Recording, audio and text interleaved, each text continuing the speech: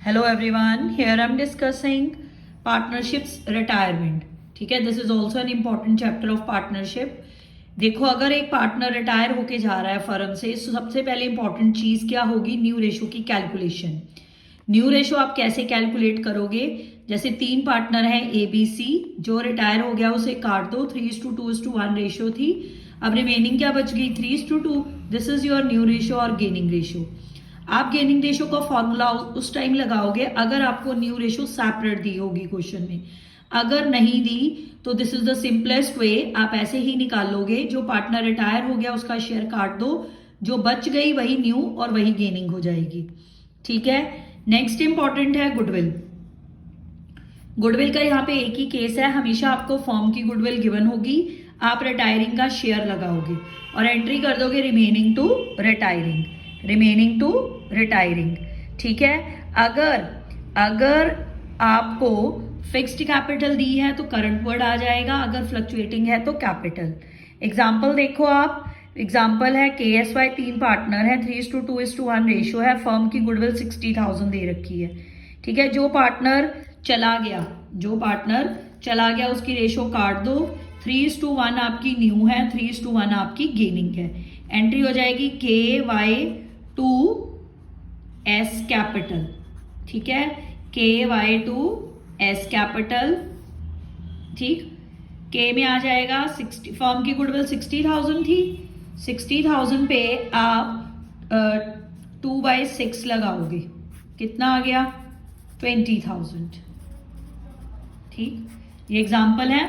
अब इसमें आप अमाउंट कैसे फिल करोगे? यहाँ पे 20,000 का 3/4 इसमें, 20,000 का 1/4 इसमें. क्लियर. ये एंट्री हो गई रिमेनिंग टू रिटायरिंग. रिमेनिंग थे K और Y और रिटायरिंग कौन था? S था. पहले फर्म की गुडविल पे उसका शेयर लगाया और जो बची रेशो यानी कि यही न्यू यही गेनिंग, इसमें आपने डिस्ट्रीब्यूट कर दिया KY2S. अब ध्यान से करना. अगर देखो एक और एग्जांपल है गुडविल की. यहाँ पे आपको 4 पार्टनर दे रखे हैं, 5, 3, 2, 2. फ्यूचर रेशो इक्वल है, यानी कि फ्यूचर मतलब हमें न्यू रेशो दे रखी है. ठीक है. फर्म की गुडविल है 9 लाख. K रिटायर है, देखो मैंने सर्कल लगा रखा है ना. K 2/9 शेयर है. सबसे पहला स्टेप क्या होता है? फर्म की गुडविल पर रिटायरिंग का शेयर लगाओ. ये K का शेयर आ गया 1,50,000. अब गेनिंग रेशो निकालो क्योंकि हमें न्यू गिवन है. ठीक. 1/3, 1/3, 1/3 माइनस ओल्ड 5/12, 3/12, 2/12. अब ध्यान से देखो, इसमें एक पार्टनर सेक्रीफाइजर आ गया. कौन सा? T. जब एक पार्टनर सेक्रीफाइजर आ जाता है तब एंट्री कैसे करते हैं? तब आपको फर्म की गुडविल चाहिए. ठीक. हमारी एंट्री थी रिमेनिंग टू रिटायरिंग. रिमेनिंग हमारा था AV. ठीक. और T, पर T यहां पे क्या आ गया? सेक्रीफाइजर. गेन होने की बजाय वो क्या हो जाएगा? क्रेडिट. ये तो रिटायरिंग था, K रिटायरिंग था. देखो K's कैपिटल आ गई, A's capital, V's capital to sacrificing partner to retiring partner entry हो जाएगी. K भी आपका रिटायरिंग था, T आपका क्या आ गया? सेक्रीफाइजर. अब आप इसमें अमाउंट कैसे डालोगे? जो K की है उसकी कैपिटल, उसकी गुडविल तो 1,50,000 थी. ठीक है. जो भी ये रेशो है इसकी कोई जैसे ही फ्रैक्शन नहीं रहने देना, इसको एज इट इज डिस्ट्रीब्यूट कर दो. फर्म की गुडविल चाहिए. अब आपको यहाँ पे फर्म की गुडविल हमें 9 लाख दे रखी है. फर्म की गुडविल को ही आप यूज करोगे रेशो में डिस्ट्रीब्यूट करने के लिए. अब T के सामने क्या लिखोगे? Firm goodwill into T's share sacrifice. 75 आ गया. A क्या भी? Firm goodwill 1/12, firm goodwill 2/12. इसकी 2/12 है, इसकी 1/12. ये दोनों गेनर है A और V. ठीक. T सेक्रीफाइजर है, K रिटायरिंग है. क्लियर. फर्म की गुडविल को यूज करोगे, उसके शेयर को डिस्ट्रीब्यूट आप नहीं करोगे. क्लियर. ठीक. देखो ये तो रिटायरमेंट भी था. अब एडमिशन में भी ऐसे हो सकता है, जैसे आप कंपैरिजन कर सकते हो. आप एडमिशन में भी अगर आपको कोई पार्टनर, आप सेक्रीफाइसिंग रेशियो निकाल रहे हो, नेगेटिव आ गया तो वो गेनर हो जाएगा. जैसे अगर आप गेनिंग निकाल रहे हो नेगेटिव आ जाए तो सेक्रीफाइजर हो जाता है। अगर सेक्रीफाइस रेशियो निकाल रहे हो कोई पार्टनर नेगेटिव आ जाए तो गेनर। ये आप एडमिशन में करते हो, याद रखना। मैं सिर्फ यहाँ पे कंपैरिजन कर रही हूँ दोनों केसेस का, एडमिशन और रिटायरमेंट में। ठीक है, ये देखो ये गेनर आ गया। तब आप क्या करोगे, एडमिशन में आप क्या करते हो, जो आपका नया पार्टनर गुडविल लाता है उसके शेयर का रेसिप्रोकल करके फर्म की गुडविल निकाल लेते हो, और जो पार्टनर गेनर है उसका गेनिंग उस पर लगा देते हो। वहां पे एंट्री होती है गुडविल टू ओल्ड पार्टनर, जो सेक्रीफाइसिंग या पार्टनर, जो पार्टनर गेन कर गया उसे डेबिट कर दो। रिटायरमेंट में क्रेडिट करते हो, एडमिशन में डेबिट करते हो। ठीक है, ये एडमिशन का केस है। सिर्फ यहाँ पे कंपैरिजन करा है। हम चैप्टर कौन सा कर रहे हैं, रिटायरमेंट। ठीक है, नेक्स्ट है हिडन गुडविल। हिडन गुडविल आप रिटायरमेंट में कैसे निकालोगे, एबीसी 3 पार्टनर है, 3:1 रेशो है, ए रिटायर हो रहा है। ठीक है, सारी एडजस्टमेंट के बाद ए का अमाउंट बनता है 60,000, पर आप उसको पे कर रहे हो 90,000। 90,000 पे कर रहे हो, 60,000 उसका शेयर बन रहा है, तो गुडविल कितनी आ गई, 30,000। ए की शेयर ऑफ गुडविल कितनी आ गई, 30,000। इसमें यानी कि हिडन का क्या मतलब है, अगर आफ्टर ऑल एडजस्टमेंट जो आपने पेमेंट करनी है, ठीक है, वो पैसे आप जो पार्टनर उसको दे रहे हैं सेटलमेंट के लिए, उनमें डिफरेंस आ जाए तो वो क्या होगी, रिटायरिंग पार्टनर की गुडविल। एंट्री वही रहेगी रिमेनिंग टू रिटायरिंग। 2:1 देखो उसका शेयर काट दिया, 2:1 is a new, 2:1 is a gaining, B C to E. Clear. Next important है reserve and surplus. Reserve and surplus ये मैंने आपको एडमिशन में भी बताया था चार्ट बना के, फिर रिपीट कर रही हूं, ध्यान से समझना। लाइबिलिटी साइड पे P&L, general reserve, workman compensation, investment fluctuation reserve, reserve fund, contingency reserve. Old ratio में ओल्ड पार्टनर को कैपिटल अकाउंट में बाई साइड। अगर asset side P&L, advertisement suspense, deferred revenue expenditure और पुरानी गुडविल। ठीक है, old ratio old partner capital में 2। Goodwill भी याद रखना, गुडविल भी आ सकती है। ठीक है, क्लियर। नेक्स्ट है रीवैल्यूएशन अकाउंट, वो सेम रहेगा जैसे आपने एडमिशन में बनाया था। कैपिटल अकाउंट में एक चेंज है, जो रिटायरिंग पार्टनर है उसकी बैलेंसिंग फिगर 20 लोन, जैसे मैंने बी को रिटायरिंग माना है, बैलेंसिंग फिगर क्या लिखोगे, 20 लोन। अगर on the spot full payment नहीं करी, अगर पेमेंट कर दोगे तो 2 कैश, अगर पेमेंट नहीं करी, ठीक है, तो 20 लोन में ट्रांसफर हो जाएगा। जो पार्टनर रिटायर होता है उसका अमाउंट लोन अकाउंट में ट्रांसफर हो जाता है, अगर कैश में पेमेंट नहीं करी। ये भी हो सकता है थोड़ी कैश करी हो तो थोड़ा लोन में चला जाएगा। ये आपको क्वेश्चन में बताया होगा कि on the spot retiring partner को क्या पेमेंट करी है। अगर उसको पेमेंट करी है तो यहाँ पे 2 कैश भी आ जाएगा, बैलेंसिंग फिगर लोन निकल आएगी। क्लियर। एक बात और, जो रिमेनिंग पार्टनर है उनका टू बैलेंस कैरेट डाउन आएगा। एक इंपॉर्टेंट क्वेश्चन है, ध्यान से देखना। RLM 3 पार्टनर हैं, R रिटायर हो रहा है, ठीक है, उसका क्लेम गुडविल को इंक्लूड करके 80,000 बनता था, उसे क्या दिया गया, 40,000 की car, which was not recorded in the books of firm till the date of retirement and balance in cash। 80,000 देना था, 40,000 हमने उसको क्या दिया, अनरिकॉर्डेड एसेट, जो हमने बुक्स में रिकॉर्ड ही नहीं करा था, और बैलेंस उसको कैश में। जो अनरिकॉर्डेड एसेट है, इन केस ऑफ रिटायरमेंट अगर आप किसी पार्टनर की सेटलमेंट करते हो तो पहले उसे आप रिवैल्यूएशन में रिकॉर्ड करोगे। एंट्री क्या करोगे, कार टू रिवैल्यूएशन, यानी कि रिवैल्यूएशन में क्या चला जाएगा, बाय कार। क्लियर, समझ आ गई। अगर आपने ये करा है, कार इधर 40,000 रिकॉर्ड करी है, तो यहाँ प्रॉफिट बैलेंसिंग फिगर आ जाएगी। ये प्रॉफिट आप तीनों पार्टनर को डिस्ट्रीब्यूट करोगे इक्वल रेशियो में, revaluation to partners capital account. अब ध्यान से देखो, आपने कितने देने थे, इसमें आपने कैपिटल और गुडविल की एडजस्टमेंट करी है, रिवैल्यूएशन की नहीं करी। ठीक है, अब उसके कितने पैसे बन गए, 80 प्लस रिवैल्यूएशन का प्रॉफिट, टोटल आपने देना है 9333। क्लियर। अब आर एंट्री क्या करोगे, आर्स कैपिटल 9333 टू कार 40,000, बाकी बैलेंस कैश में देना था, बैलेंसिंग फिगर आ गई 5333। क्लियर?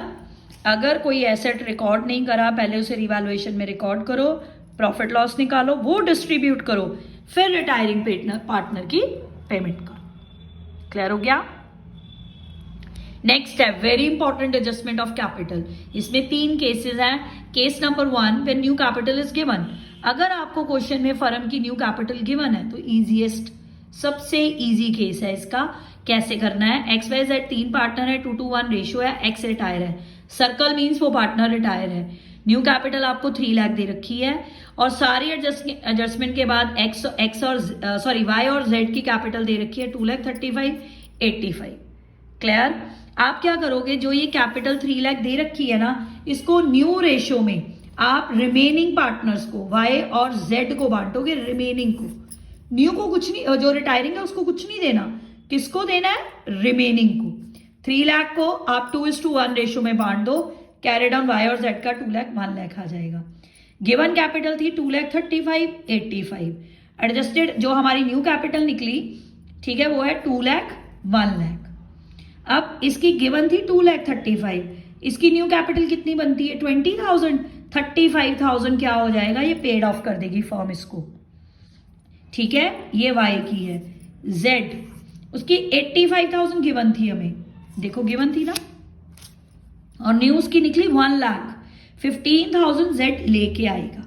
जो पार्टनर लेके आएगा वो लिखेगा बाय कैश, जो पार्टनर विड्रॉन करेगा वो लिखेगा टू कैश। बेटा ये क्वेश्चन में लिख के आएगा adjustment to be made in cash और करंट। ये मैंने आपको एडमिशन में भी बताया था, अगर कुछ नहीं लिखा तो कैश मानना है, अगर लिखा है करंट तो आपको करंट लिखना पड़ेगा। ठीक है? अगर कोई पार्टनर पे ऑफ करता है, ठीक, वो यानी कि लेके आएगा फर्म में पैसे, सॉरी पे ऑफ नहीं, ब्रॉट निकलता है यानी कि वो लेके आएगा, तो वो बाय कैश होगा। न्यू कैपिटल लेके आएगा वो कैश टू वाइज कैपिटल। अगर कोई किसी पार्टनर को फर्म पे ऑफ करती है तो टू कैश या to current, by current. Clear? ये फर्स्ट कैपिटल एडजस्टमेंट है। जब आपको न्यू कैपिटल गिवन होगी, आप क्या करोगे? न्यू रेशो रिमेनिंग पार्टनर को डिस्ट्रीब्यूट करोगे, रिमेनिंग पार्टनर को। ठीक है? अब थोड़ा सा ये क्रैम कर लेना चार्ट को। अगर टू कैश निकलेगा कैश में माइनस, अगर बाय कैश निकलेगा कैश में प्लस। टू करंट लायबिलिटी नहीं, अगर बाय करंट बैलेंसिंग फिगर है तो एसेट। ये लर्न कर लो चार्ट अच्छी तरह, ये एडजस्टमेंट ऑफ कैपिटल के लिए है। ठीक है? नेक्स्ट है, अगर न्यू कैपिटल नहीं गिवन तो ध्यान से देखना कि एडजस्टमेंट में तीनों पार्टनर का नाम है या 2 पार्टनर का। ये केस नंबर 1 है। जैसे तीनों पार्टनर की कैपिटल हमें ये दे रखी है, आफ्टर ऑल एडजस्टमेंट रेशियो ये है, सी रिटायर है 2:1, हमें न्यू रेशियो भी दे रखी है। ठीक है? लिखा है amount brought by A and B and adjusted in new ratio. सिर्फ 2 पार्टनर का नाम है, सी का नाम नहीं है। यानी कि आप क्या करोगे? 2 की कैपिटल उठाओगे आफ्टर ऑल एडजस्टमेंट। ठीक है? यानी कि 2 बैलेंस कैरी डाउन निकालोगे आप ए और बी का, यहाँ पे हमें गिवन है, इन दोनों को प्लस करोगे, जो फिगर आएगी this is your new capital. अब आप इसे किसको बांटोगे? दोबारा ए और बी को, रिमेनिंग को ही। किस रेशियो में? न्यू रेशियो में। किसको देनी है? रिमेनिंग को। किस रेशियो में? न्यू रेशियो में। ठीक है? ये आ जाएगी 1,20,000, 60। एग्जिस्टिंग कैपिटल उनकी ये थी, देखो ये गिवन थी ना, न्यू ये निकली। अब ध्यान से आप डिफरेंस निकाल लो। अब उसकी न्यू इतनी बनती है, ये पैसे लेके आएगा, यानी कि ये क्या है? By cash. ये कैश में प्लस होगा। ठीक? अगर उसकी एग्जिस्टिंग कैपिटल बनती थी 84,200, न्यू कैपिटल उसकी 60,000 है, वो विड्रॉ कर लेगा। ये क्या निकलेगा? टू कैश, कैश अकाउंट में माइनस होगा। क्लियर? केस नंबर 3, अब रिटायरिंग पार्टनर को पे ऑफ करना अमाउंट, ओल्ड पार्टनर्स लेके आएंगे तब कि उनकी न्यू रेशियो में profit share capital new profit sharing ratio में आ जाए। ये आप कैसे करोगे? जैसे आफ्टर ऑल एडजस्टमेंट, ठीक, कैपिटल से रखी है, 3 पार्टनर है डी, ए और एन। रिटायर कौन है हमारा? एन। एन हमारा रिटायर है। अब देखो इस केस में आपको कैसे, यहाँ पे अभी न्यू कैपिटल नहीं गिवन, फर्स्ट केस में यानी कि इसी केस के फर्स्ट पार्ट में क्या था? 2 पार्टनर्स का नाम लिखा था, यहाँ पे तीनों का नाम लिखा है, डी, ए और N. Amount brought by D and A and amount paid to N so that their profit sharing ratio in new profit sharing ratio, so their capital in new profit sharing ratio, sorry. ठीक है, अब इस case में आप क्या करोगे, तीनों का आफ्टर ऑल एडजस्टमेंट यानी कि कैरी डाउन आप प्लस करोगे तीनों का, अगर तीनों का नाम लिख के आ गया, ये आपकी क्या आ जाएगी, न्यू कैपिटल। डिस्ट्रीब्यूट किसको करोगे, रिमेनिंग को, किस रेशियो में, न्यू रेशियो में। ठीक है, हमारी न्यू रेशियो क्या है, इनकी है NDA की 537, ठीक, पर हमें इस क्वेश्चन में न्यू रेशियो दे रखी थी 2:3, ना दे रखी होती तो 3:7 लेना था, पर हमें गिवन है, इसलिए 2/5 और 3/5 न्यू रेशियो में डिस्ट्रीब्यूट कर दो उन्हें। क्लियर। अब देखो उनकी एग्जिस्टिंग कैपिटल क्या थी, एग्जिस्टिंग D की 33, A की 70,500, ये एग्जिस्टिंग कैपिटल है, this is your new capital. ठीक है, रिमेनिंग को डिस्ट्रीब्यूट करना है, याद रखना रिटायरिंग को कुछ नहीं देना कैपिटल एडजस्टमेंट में। New capital 77,600, 116,400, existing 33, 70। अब देख लो ध्यान से, मैंने आपको पिछले पार्ट में भी बताया अभी, अगर आपकी न्यू कैपिटल ज्यादा है एग्जिस्टिंग से तो वो लेके आएगा, अगर आपकी न्यू कैपिटल ज्यादा है एग्जिस्टिंग से तो वो लेके आएगा। न्यू कैपिटल बहुत ज्यादा है, पेड ऑफ नहीं होगा, यहाँ पे दोनों का ब्रॉड ही होगा, पॉजिटिव आ रहे हैं आंसर। ठीक है, देखो अब ध्यान से देखो, न्यू बनती है इतनी, ओल्ड उनकी इतनी पड़ी है, दोनों लेके आएंगे, ब्रॉड है यानी कि दोनों का बाय कैश आएगा इस बार, बाय कैश टू कैश किसी भी तरह बैलेंसिंग फिगर निकल सकती है।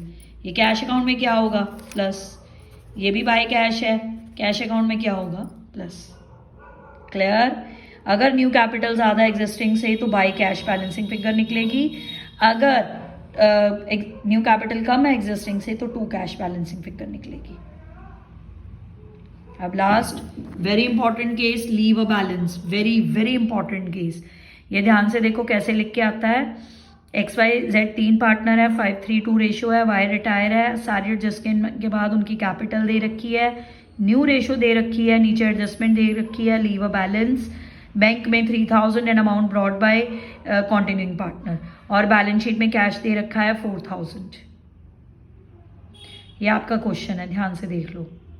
अब इसको करना कैसे है, आप क्या करोगे, तीनों पार्टनर की कैपिटल है, ठीक, ये मैंने दोबारा लिख दिया है क्वेश्चन। देखो अब तीनों पार्टनर की कैपिटल को क्या करोगे, ऐड करोगे, तीनों पार्टनर की आफ्टर ऑल एडजस्टमेंट, यहाँ पे गिवन है, ये बेसिक है क्या तीनों पार्टनर्स का, to balance carry down after all adjustment, ये रफ में निकालोगे अगर पूरा क्वेश्चन करोगे तो, यहाँ पे तो गिवन था आफ्टर ऑल एडजस्टमेंट, तीनों को प्लस करो, जो ये नीचे लीव अ बैलेंस एडजस्टमेंट में दे रखा है इसे प्लस करो, और जो बैलेंस शीट में दे रखा है पुरानी बैलेंस शीट में वो माइनस कर दो, this is your new capital.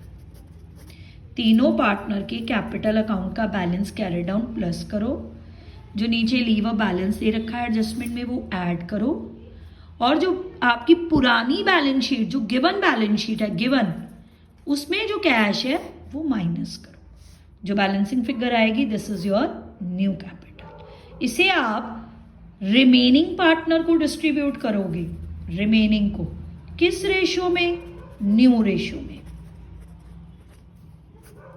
ये आगे फिगर। फिर आप कंपैरिजन करोगे एग्जिस्टिंग कैपिटल से, कोई ब्रॉट होगा कोई पेड होगा, यहाँ पे भी दोनों ब्रॉट है क्योंकि न्यू कैपिटल उनकी एग्जिस्टिंग कैपिटल से ज्यादा है। क्लियर, समझ आ गई।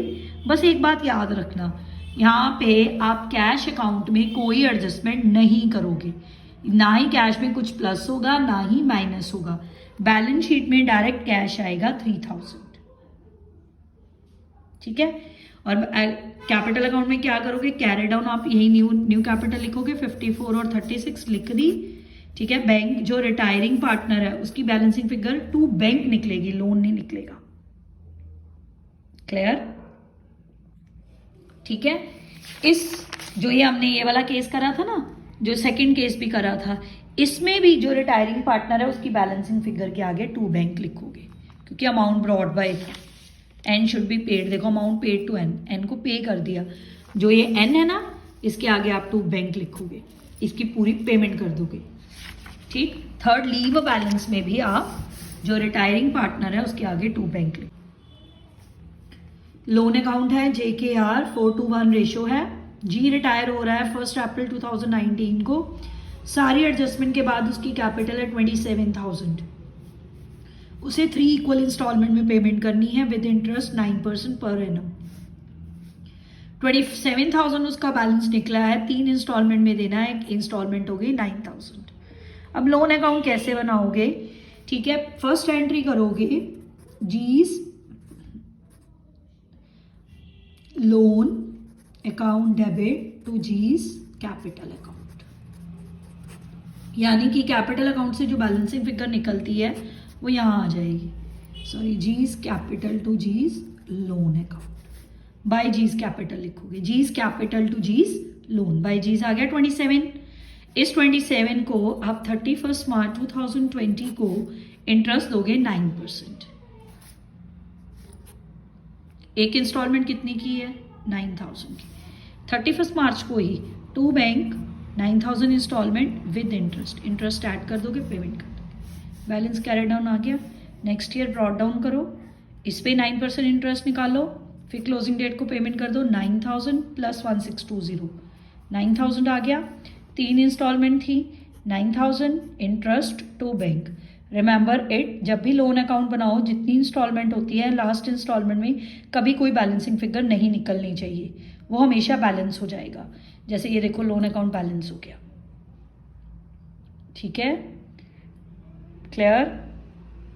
Thank you very much.